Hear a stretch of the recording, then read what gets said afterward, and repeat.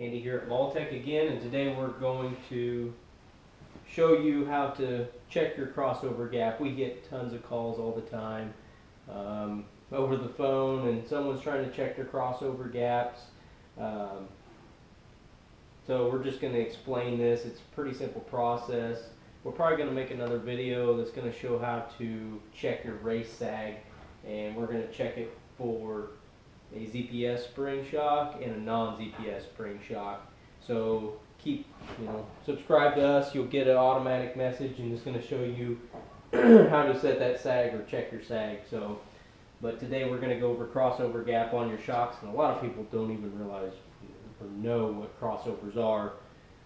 So we're going to show you what that is also, and we're probably going to put a shock on the bench. I'm going to show you on the ATV itself to begin with, but we're probably going to put that shock in the bench and compress it down.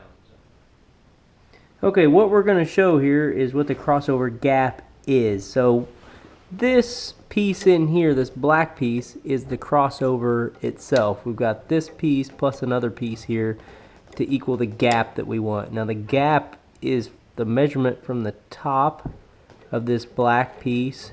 It could be aluminum, this just happens to be plastic. And if you look up inside the shock, it's going to hit on this piece of aluminum that sticks down in the spring a little bit, and it's about right in here. So you need to measure from the top of this up to whatever it hits on. Now some shocks, they'll have a collar that sticks down in.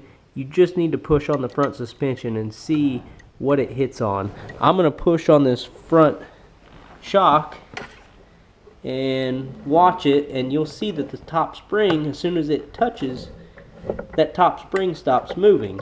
So to see the top spring is not moving anymore because that crossover gap, there is zero crossover gap.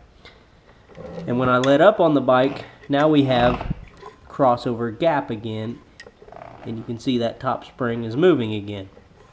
Now that spring gap should be measured with the rider on the bike. Okay, when you get on the bike to measure crossover, you need someone else measuring that bike crossover. And you can see there's a gap here. Take a tape measure and just measure the gap above this crossover. And depending on the application, we'll let you know what we want for a crossover gap.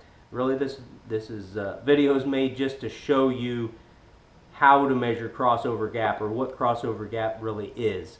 So if I lean over the front of this bike, the crossover gap changes when you're trying to get a measurement, and you can't get an accurate measurement. So please have someone that can read a tape measure,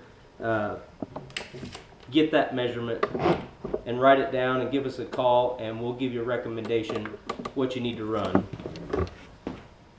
Now, we add or subtract these crossover rings.